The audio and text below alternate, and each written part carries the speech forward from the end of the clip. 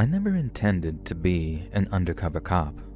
My plan was to work enough time as a beat cop to make detective, and then work my way into financial crimes or something equally cushy.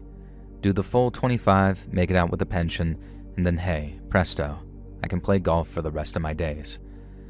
But life, as they say, had other plans for little old me. I was still in uniform when the city had a string of overdoses among high school kids in the early 2000s.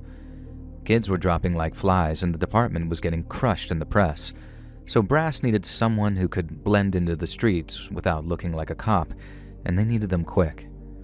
Now, I was still young, kind of skinny looking, and having grown up on the streets, I knew how to walk the walk, not just talk the talk.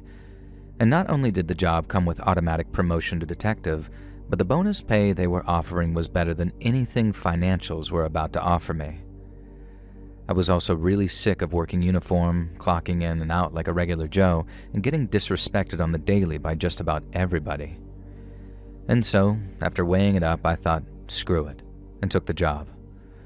I worked Friday as usual, then come Monday morning, my lieutenant pulled me into his office and said that he was sad to see me go.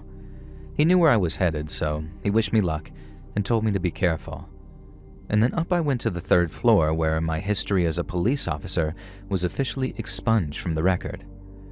There was no big fanfare or anything, no pep talk or welcoming ceremony. They gave me a pager, a beat-up Civic with hidden compartments, and about 3 weeks of crash course training on how not to die.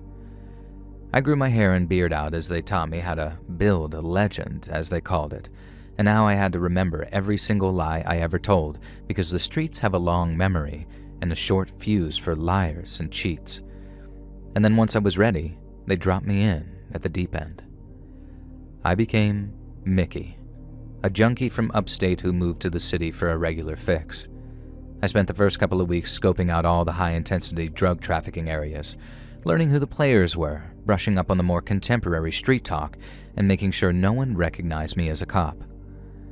I obviously wasn't working the same neighborhoods as my days as a beat cop, but it's a small world, and I didn't want to get too close until I was sure that no one would clock me. But then once I'd established a presence, mostly by walking around pretending I was boosting and scoring, I was able to start making some moves. I was looking to get in with the local dealers, right? To figure out who was pushing bad dope onto good kids and causing this spat of overdoses.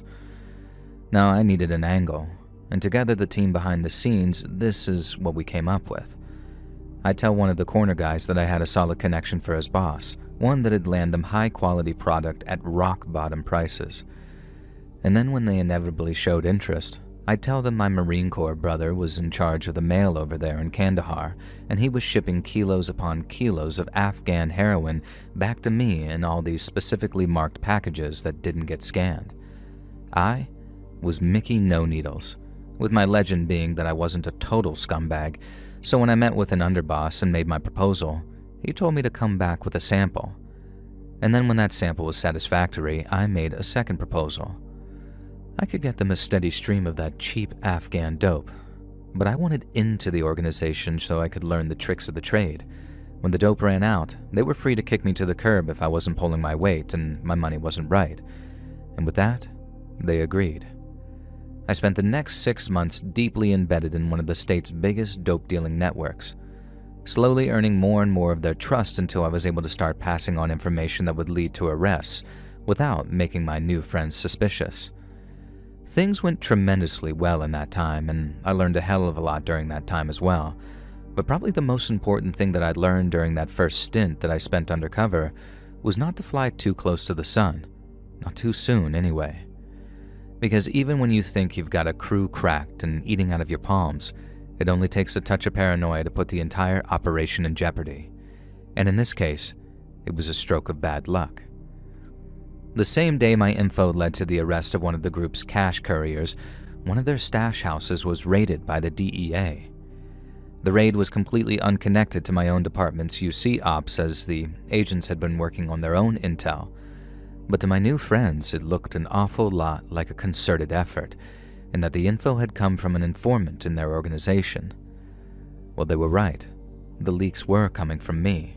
Just nothing which led to the raid on that house. But obviously that didn't matter to us or them, and the reality was that my days undercover were numbered. The backroom team didn't just pull me out, not even with the increased danger, because even with them being wise to my general presence, the presence of an informant or undercover meant the organization would be under pressure. And if they were under pressure, they'd make more mistakes, which in turn would lead to more arrests. They only wanted to pull me out once a kind of tipping point had been reached, when the threat to me outweighed the good all that paranoia was doing, and for a while, that tactic worked exactly as planned. And then one day, I got the call that pretty much ended my stint undercover. About the same time my character Mickey No Needles started to make serious money, the department rented an apartment for me. It was a crappy apartment in a crappy building, but that lined up with my character not giving a damn because he'd been homeless. To him, even a crummy apartment felt like a palace, and I didn't care if the plumbing was a little shoddy. Now anyways, one day a guy that I worked with called Pete had buzzed my apartment with 2 of his boys. This was a pretty regular occurrence, so it didn't raise any alarm bells, but then once we were sat down, Pete told me the good news. His bosses had found the rat.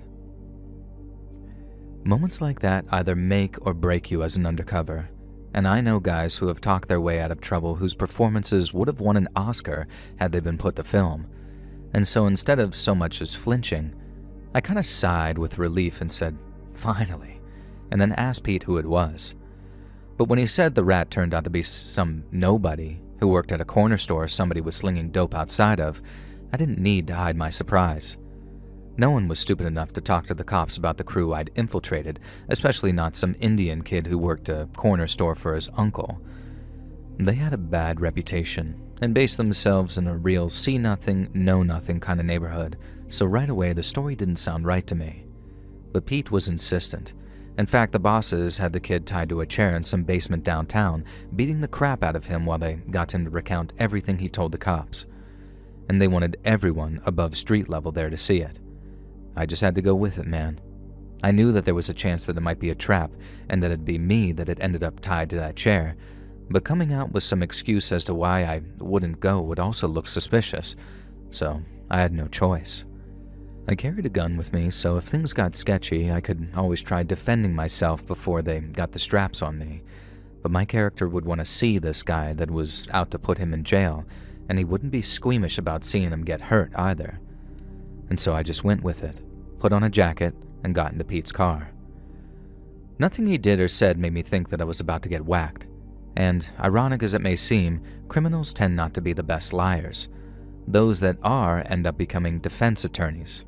Am I right or am I right? And so by the time we got where we were going, I was fairly convinced that I was in the clear. And I was. Because there, sitting in the middle of this grimy old cabin, is some Indian kid. Could have been no older than 20, and he'd been beaten to a goddamn pulp. It was a tough thing to see, knowing that there was a good chance this kid was there for next to no reason. Maybe he said good morning to a cop and some extra paranoid dealer got it into his head that it was him who had been feeding them information.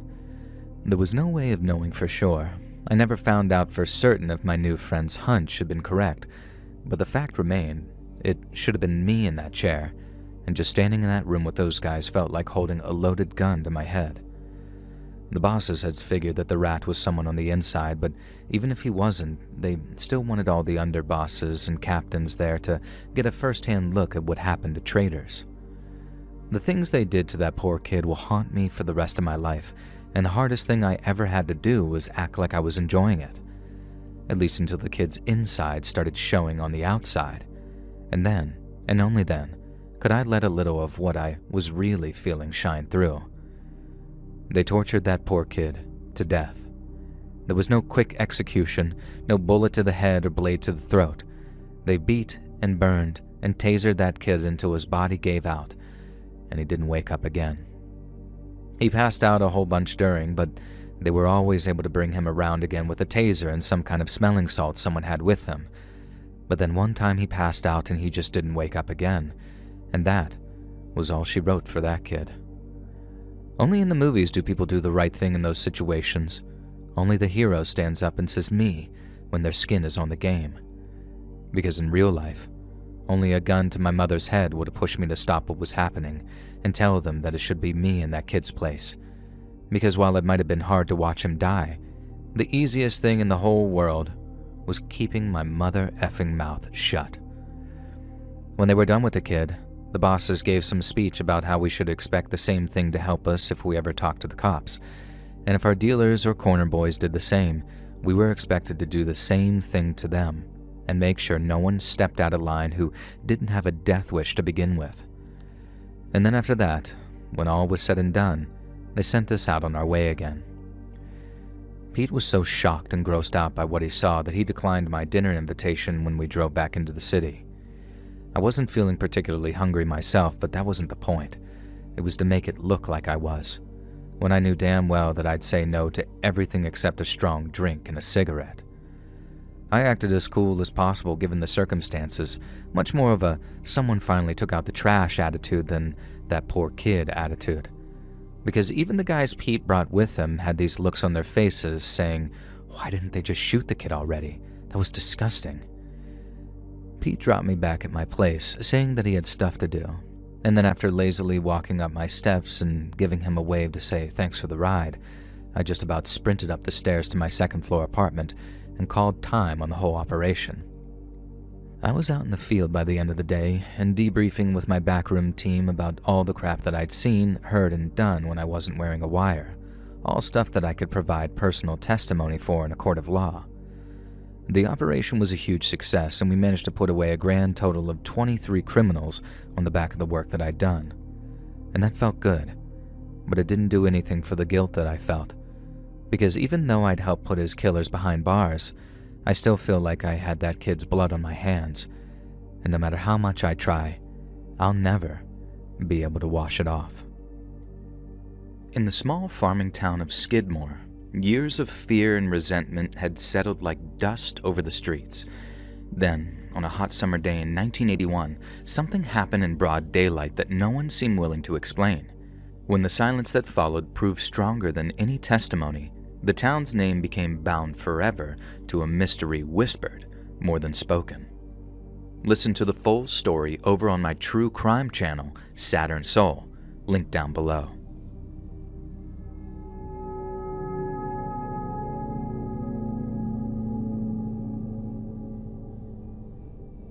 My name's Rowan, and I live here in the Netherlands with my wife and 2 young children.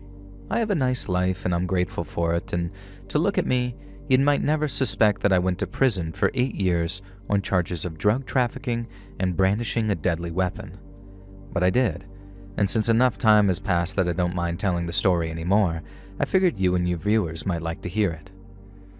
Now, I never planned on being a trafficker. I didn't need it either. I only started after a friend named Hans talked me into it, and because it brought a little bit of excitement to my very meaningless existence. Hans, myself, and a friend of ours named Wim were all university graduates and had settled into the 9-to-5 routine for a few years already. And then one day, Hans's girlfriend called us with some bad news. He'd been into asset trading for quite some time, we just didn't know how deep he really was. And so when we found out that he'd lost almost €250,000 when the stock markets crashed, we were shocked. Hans fell into a deep depression and had to take some time off of work. Now, he wasn't himself for this whole period, and it was very sad to see, but then one day, he came back. And at first he said he was just feeling better and that the medication that he'd been taking had done its job, and he wanted to return to work. But I didn't believe it, and neither did Wim. It didn't seem like Hans was better so much as his symptoms had changed. He got very busy and became very secretive, so much that his wife thought that he was having an affair until he let her in on his little secret. I don't know how he talked her into it. Maybe all she was interested in was the money, but after a little more planning, Hans let me and Wim in on his secret too. He was going to make his money back by selling ecstasy tablets. We thought Hans had gone completely crazy, but he hadn't, and far from it in fact. The thought of making all that money back dragged him back from the brink of sanity, and then since Wim was chronically unemployed, despite his qualifications, he didn't need much convincing either. It was me that needed the most convincing, but not only had Hans laid out what seemed to be a foolproof plan, but it all just seemed so incredibly exciting. Now, I might not have been struggling for money, but I was very much struggling with a lack of excitement in my life. I had a very demanding job, and fortunately one that paid very well, but exciting it was not. And being confined to this very gray and flavorless lifestyle, it sort of nurtured a kind of rebelliousness in me. At the time, I didn't recognize that rebelliousness for what it really was, a desire to self-destruct. But along with a sense of camaraderie between myself, Hans, and Wim, there was a real sense of all these bankers broke the rules, ruined lives, and got away with it.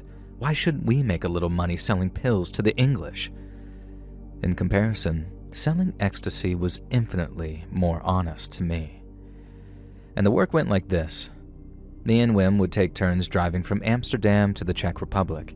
It was a 16-hour round trip, and there we would pick up shipments of raw MDMA organized by Hans before driving back into Holland for sorting and pressing.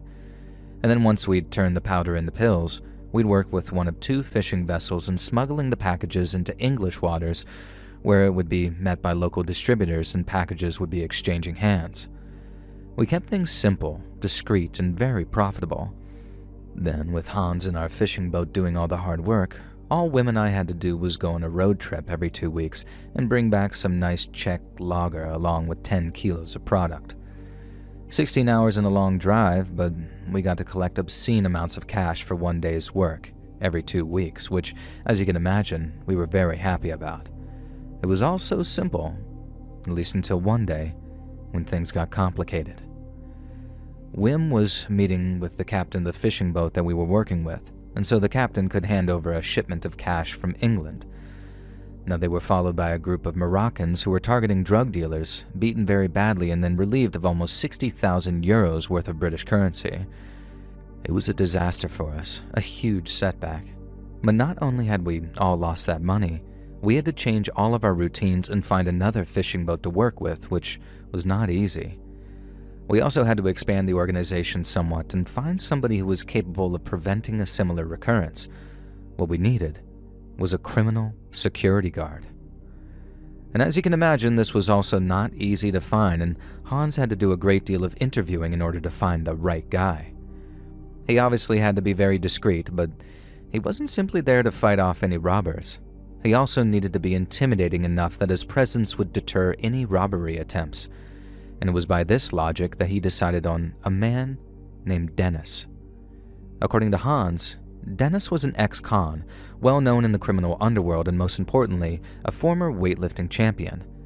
But it was his reputation among Dutch criminals which drew Hans's attention. Because for some reason, anyone who ever crossed Dennis or worked against his interests ended up dead or in prison, making him an asset worth paying for even if it did put a major dent in our profits. We managed to find another fishing boat crew to work with, captained by a man named Niels, and for the next 18 months or so, everything ran smoothly again, until we ran into 2 quite concerning problems. The first occurred when 2 little upstarts decided to try and rob us again. Now, he figured that they were connected to the Moroccan crew who robbed us the first time, but that second time, it did not go well for them. They used a fake pistol and a kitchen knife and tried to corner me as I came out of a public toilet at a service station. Dennis was standing some way away smoking a cigarette, and I think maybe the boy thought that he'd left and it was their time to strike. Well, it was not, and recognizing the gun to be a decommissioned replica, Dennis knocked out the knife wielder and began stomping on him. And he did it so much that I had to get him to stop, because while I too was angry at the threat to my life, murdering this boy would just bring way too much attention down upon us. However, since this was simply Dennis doing his job, and ensuring the boy was in no position to come back at us for revenge, for a while at least, this was only my secondary concern. The first involved Niels, our new fishing captain. I was conducting a cash collection one day when Niels asked about getting out. He'd been involved with us for 18 months or so, like I said, and having made a sizable amount of money from it, he wanted to quit while he was ahead. He wanted to know how that would work, and since I had no idea, I told him I'd ask Hans and relay back to him what was said. It seemed like a very considerate thing to ask, as it'd give Hans time to find alternative forms of transportation. Hans had also been quite reasonable in the past, so I expected a reasonable response. But when I asked him, Hans was not pleased. He said if Niels wanted to quit, then he needed to leave Amsterdam, maybe even the country. Now, we already had a load of loose ends hanging around in terms of the 2 fishing boats we used to work with that quit after the attack, so if Nils wanted out of the job, he needed to make himself disappear. And this was obviously not the answer I was hoping for. We'd always been gentlemen thieves, if you will, but Hans was now talking like a gangster, saying Nils should shut up, keep taking his money, and stop making problems. When I told him Nils wasn't going to like this answer, he told me to make him like it, but not with violence or anything, but by raising his share.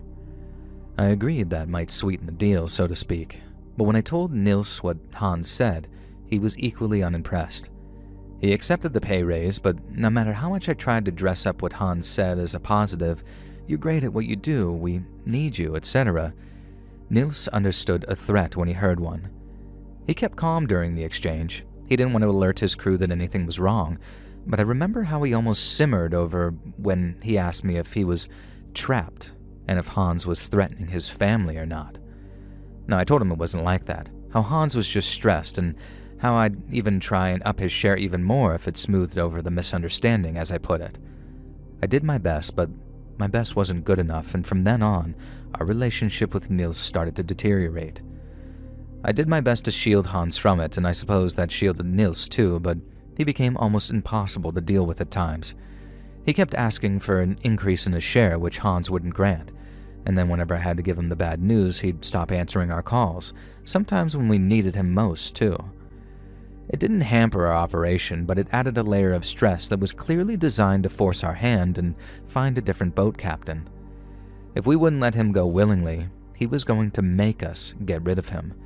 The only trouble was, he still had to be very good at his actual job in order to not get himself caught, meaning no matter how displeased he was, he always delivered and kept Hans happy. Now flash forward to just over a year after Nils said that he wanted out, and I honestly thought things had smoothed over. He was still very much cold with me, but he'd stopped complaining and being difficult and was very much more proactive in keeping up with dates and times, etc. Amazingly, Dennis was still with us too and had managed to keep himself out of prison despite being in a lot of law-breaking, and honestly, he refused to even park his car correctly sometimes. It was like every law he encountered was a direct challenge that he had to defy. He was a constant source of worry for us, and we were terrified that something he did would attract attention to us. But at the same time, he did his job fantastically and somehow kept trouble at bay. It was almost like a tornado. We were right there in the center of it. And things went on like that for some time until one day, when the storm finally hit. I remember Hans texting me one day asking if I wanted to go for coffee. I told him sure, but when he came back to pick me up, he drove me to an abandoned warehouse near the docks and walked me inside. I knew then that it must have been business-related and that the added discretion means that Hans was worried about something. But then, and out of nowhere, Hans pulled out a gun and pointed it at me. He kept asking, "Is it you? Is it you?" over and over. And what else could I say but, I don't know what the hell you're talking about. He told me to pull up my shirt, pull down my pants, take off my shoes, and give him my phone. And with the gun pointed at me, I did everything he said while shaking like a leaf. I realized very quickly that there was an informant somewhere, because what else would Hans be looking for? But it was only once he was happy it wasn't me that he confirmed it. He didn't know if it was an informant or a full-blown undercover cop, but someone inside our organization was talking to the police. It was, as you can imagine, a very surreal situation. There I was, pulling up my pants in a cold, dark warehouse on the edge of town, while one of my old university friends, turned gangster, was explaining how our lives as we know it might well be over. Now, he wouldn't say how he knew, just that he knew. But if we didn't get rid of the mole was going to get rid of us. It had been a no-wire operation, meaning the police hadn't risked their operative by strapping a microphone to him and were planning on getting a conviction based on the mole's testimony alone. The gears were in motion, and the hammer of justice was bearing down on us, but if we could take out the mole and stop all that testimony from reaching our courtroom, we might just skirt the charges if we weren't found with any product in our possession. And then since he wasn't the mole and I wasn't the mole, there were only 3 possibilities. Wim, Niels, or Dennis. Now, it obviously wasn't Dennis. The prospect was almost comical to us. In fact, when Hans did have the temerity to ask if he was working with the police, Dennis said that if he asked him that question again, he'd kill him. Now, he also suggested that we torture Wim so we could really be sure that he wasn't the informant, but I knew from the start that it couldn't have been him. The trafficking operation was the best thing to ever happen to him, and even having found a full-time job and a girlfriend, he'd never have given up and betrayed us. Now, Wim also acted very offended when Hans asked him the big question, but once we ticked him off the list, that left only one person who could have been feeding information to the police: Niels, our fishing boat captain. And at that moment, it all made perfect sense to us. No wonder Niels had stopped complaining and asking for raises. No wonder he seemed way more interested than usual in where the shipments were going and where we produced our product. He was talking to the police. It made sense that they couldn't put a concealed microphone on him either, because the guy used to wear about 7 layers and be out at sea for long stretches. He might well have been relaying information to some kind of handler, but without his personal testimony, the police wouldn't be able to submit what they'd learned as evidence, meaning he was the one we needed to disappear if we wanted our own imminent problems to do the same. Naturally, Dennis volunteered on the spot, saying he'd see to it personally if we raised his share. Hans agreed, but he also wanted one of us to be there, partly to make sure Dennis didn't go overboard and draw unnecessary attention to our dealings. It might sound crazy to some, but I put up my hand right away. Having been the one to deal with him for the most part, I took Niels's deception personally, and I also felt responsible, and felt if I paid more attention to him, I might have noticed his betrayal somehow before it became a threat to us. There was also a self-preservation aspect to it too. Hans was clearly feeling murderous, enough that I believe that he'd have killed me in that warehouse if he'd suspected me of being the mole. So what better way to prove my loyalty to the operation above all others than deal with Niels personally? We bought a gun after that first robbery 2 years prior. I knew how to shoot it, just not accurately, but I wouldn't need to be accurate when I put it to Niels' head, and if it jammed, well, that's what Dennis was there for. And so off we went, at a time that we knew Niels would be alone at the docks doing paperwork after his crew went home. We'd set it up as a meeting, so we knew that he'd be there, but he knew we were coming too, so there was a chance the police might take the opportunity to snatch us before we could go through with the hit. But that didn't deter me. I was quite literally furious beyond reason. I'd done everything I could to keep him happy and on board, and he repaid us by ratting us out to the cops. So when I walked through the door to his office, I had no problem pointing the gun at him and demanding to know when he started talking to the police.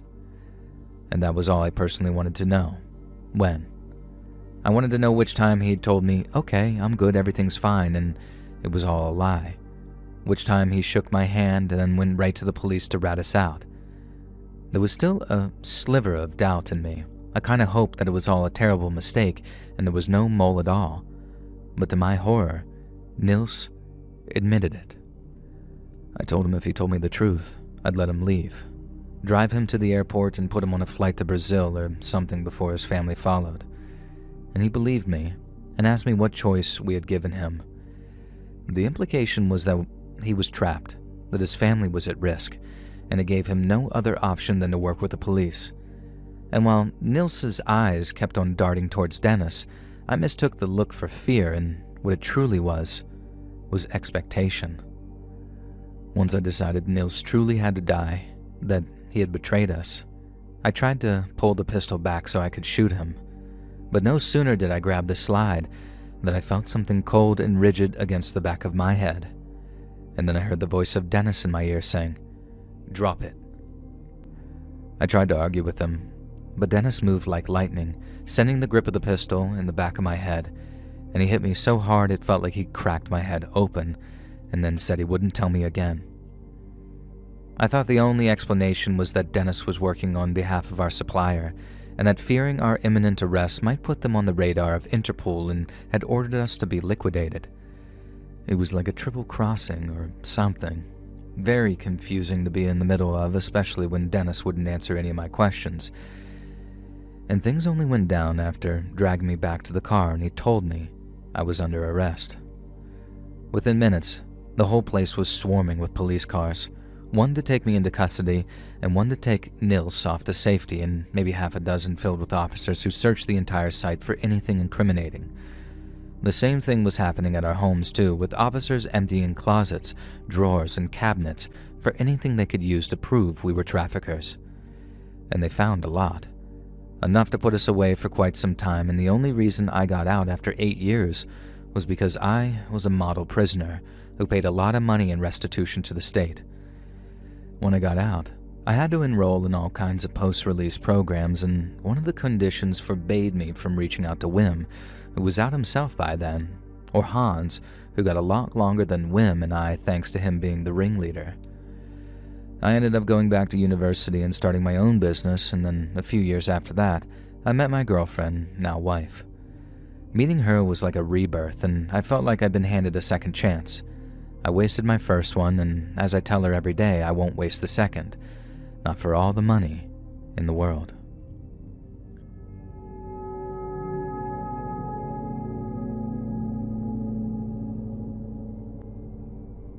I spent 8 years undercover in the New Jersey Mafia, and as you can probably guess, it wasn't pretty. Now it sure ain't the Sopranos there anymore. All the wisecracking, lovable rogues are either dead, in jail, or consulting on the next Scorsese movie. The smart ones got out too. Investments, stocks, all that Wall Street crap. And now they're just living off the interest and waiting to die so they can hand it off to their doctor, lawyer kids and Guido grandkids. And when they left, they took it all with them. All the shell companies, all the scams, all the connections with New York, it was all gone. Only a handful of families stayed together, and the ones that did found themselves competing with the Russians, the Albanians, and a 1%er motorcycle gang called the Pagans. It got real ugly up there for a while, and the DeCavalcante crime family was bringing in military-grade hardware from out of state just to take back what they considered theirs. And since I was already working undercover with a couple of DeCavalcante associates, I started working the weapons angle to try and figure out who their connection was. I was hanging out with this guy called Tony, because that's one thing that definitely changed after The Sopranos. Every third guy was named Tony, and it was a nightmare. Tony D, Tony S, or in this case, Tony V. But anyway, Tony's an asshole, a real piece of crap. But he was close to the weapons shipments, so he's who I attach myself to. We used to hang out at this bar which paid them protection money. I used to play like I was Tony's driver so he could get drunk. That way, he kept me around because I was useful to him. He could get sauced and I'd be his sober proxy doing pretty much whatever he asked me to. And since that meant that I was a shoo-in to get info on the weapons they were bringing in, I didn't mind being some a-hole mafioso's gopher. One night, he gets a call saying he needs to go make a cash delivery, which I assumed was connected to the weapons sales. Tony then finishes his drink and tells me to drive him to his girlfriend's place, which turned out to be this cramped one-bedroom in the Ironbound. Tony was married already, and he had a couple of kids too, but he also had this Colombian side piece that he used to visit sometimes. He used to tell her she was his girlfriend and made all kinds of promises to her about taking her on vacation to the Bahamas one day. But it was all nonsense. He was just using her to get off, and so he could turn her apartment into a goddamn stash house. Now anyways, we show up at the apartment building, and somehow Tony's able to get us in without buzzing because the block's buzzer is busted. We walk up to, I think it was, the 3rd floor, and then Tony starts banging on our door like, "It's me, let me in." And there's this moment of silence before we heard her saying something like, "Hold on a second." But then we both heard it. There was fear in her voice. Something was going on behind that door. I knew it, and Tony knew it, so he started hammering his fist against the door, saying, "Open this door right now." Now there was another cry of, "Okay, okay," before we heard the chain and key locks being undone. And then Tony shoved his way into the apartment while asking what the F was going on.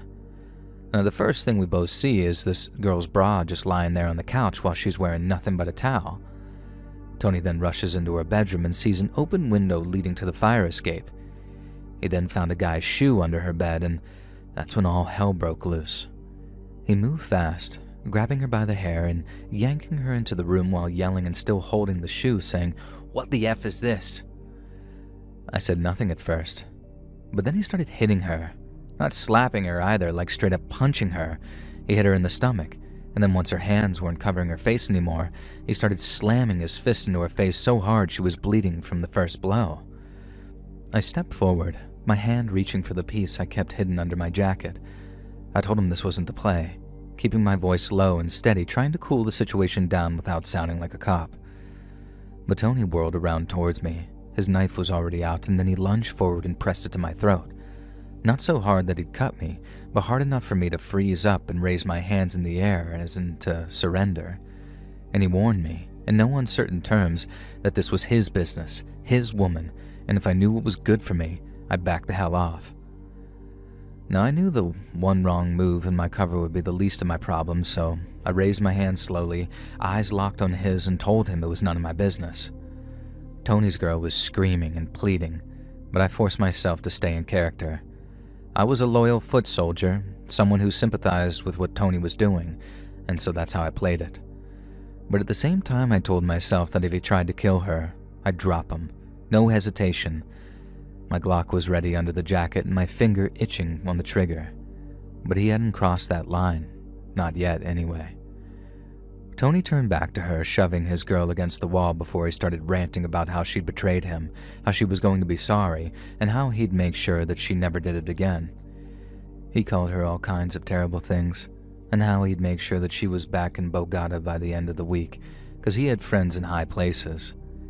That last part was bullcrap, something he used to scare her, but even though they weren't directed at me, his words cut deep.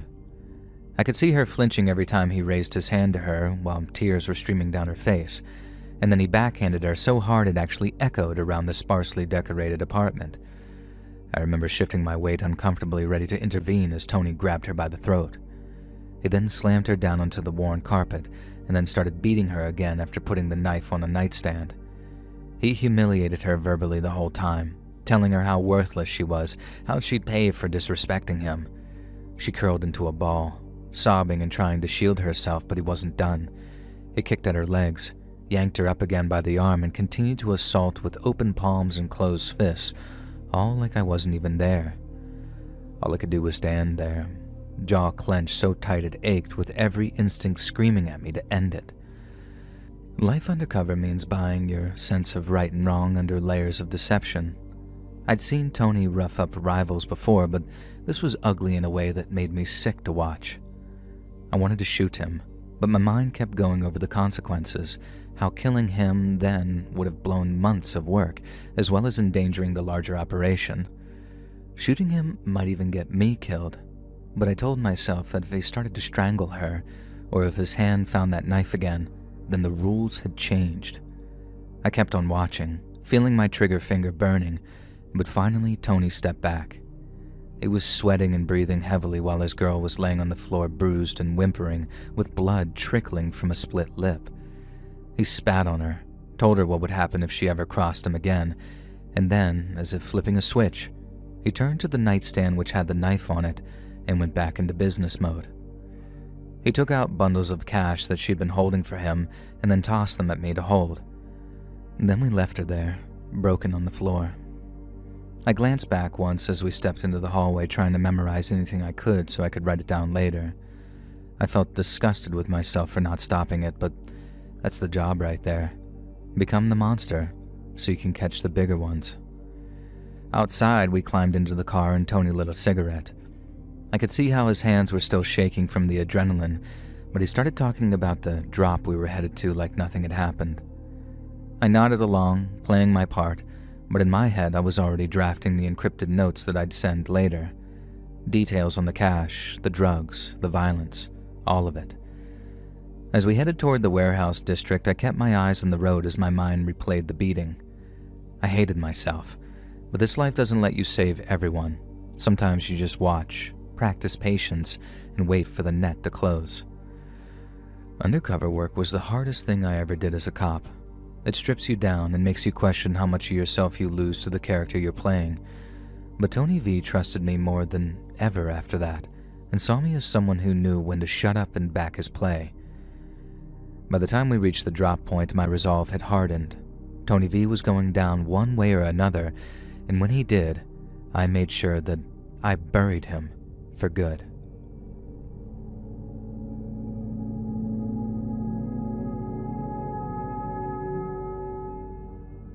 I'd been deep undercover for nearly 18 months, worming my way into the East Midlands drug networks that fed the streets of Nottingham, Leicester, and Derby. My name was Gilly, a pale, unreliable smackhead who'd been brought up on the estates. The handlers back at the station had spent weeks getting my look right, including the movie makeup track marks that were convincing enough under scrutiny, and the clothes which smelled of stale sweat and damp. I was slow and I didn't talk much. Being a man of few words was your best bet around those sorts of people that I'd infiltrated.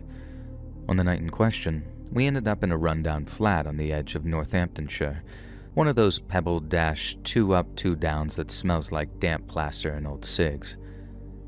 The windows were boarded up on the ground floor, and the only light came from a bare bulb swinging over the kitchen table. The top man, who everyone called the gaffer, had called what I thought was a routine meeting about the next shipment coming in from the coast.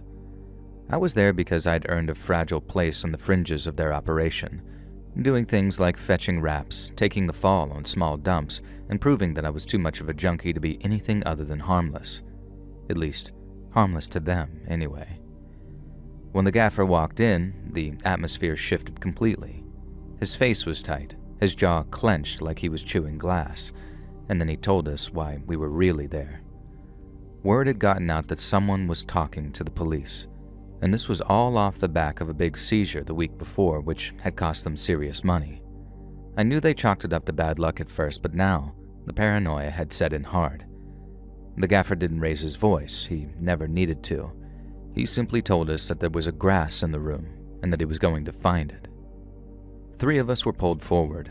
Me and these other 2 low-level scroats who were paid in junk, not cash. I was positioned against the cracked kitchen room wall between a quiet lad from Derby who'd been moving gear for him for years, and another face I only knew from drops, a twitchy-looking toe rag with prison tattoos creeping up his neck. My heart was hammering in my chest, but I kept my face slack and my eyes half-lidded, with my shoulders slumped like the only thing on my mind was the next fix. And that was the trick to everything. Stay in character, even when every instinct screamed to run. The gaffer pulled a gun like it was nothing, this grubby, dark thing that looked like it changed hands a lot while seeing plenty of use. He checked the cylinder in front of us just to prove it was loaded, and then he stepped to the first man, and I watched from the corner of my eye as he pressed the barrel against the lad's forehead. The room seemed to shrink for me as the adrenaline started to kick in, and the air seemed to get thicker as he laid out the situation clearly. He either told him the truth or one of us wasn't leaving on our feet. The first man stood rigid, breathing fast and shallow, but had nothing that satisfied the question hanging over us. They say time is an elastic concept, and it's true, because in those types of situations, entire minutes stretched out to feel like 5 or 10 at a time, like the rules of time and space don't apply to you anymore. And that's what I meant about the room shrinking too. So much in life is about perception, undercover work included. The gaffer lowered the gun after what felt like ages, though it was probably only minutes, and then moved along. The second man tried to keep still, but his hands twitched at his sides. When once again the barrel went to the lad's head, it was like I could smell the fear in the room.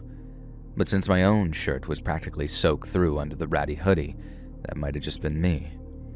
I focused on breathing, keeping it slow, shallow, and disconnected. Any twitch of real panic, any sign that I wasn't as high as I was supposed to be, and I was finished. But then came the biggest test, because then it was my turn. The barrel was still warm from being pressed against the skin of the other lads, but I kept my gaze fixed on a stain on the opposite wall, letting my body sway slightly as though the withdrawal still had a hold of me. I acted strung out and dopey, but inside, my mind raced through every mistake I might have made, every slip in the cover that could have caused my luck to run out. I could feel the gaffer studying me, looking for the tell that would mark me as the informant.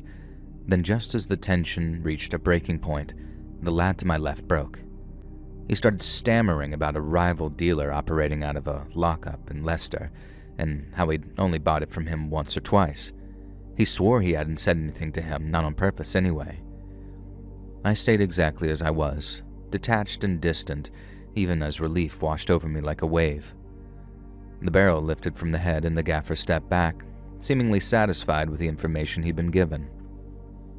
He hadn't been looking for an informant, he'd just been looking for the dickhead who'd been speaking to the people they shouldn't, because even a breach of discipline as small as that needed nipping in the bud before it got worse.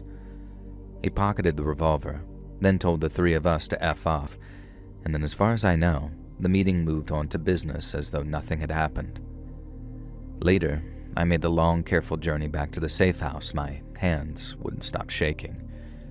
I debriefed the handlers over the encrypted line, describing every detail while the adrenaline still coursed through me, and how 18 months, a year and a half of work had nearly ended against the wall of Northamptonshire. But even with all I'd gone through, the operation had to continue. You learn to live with that gun to your head, and some nights I still feel that warm metal against my temple. I wonder how long it's going to be before it happens again, but the job continues.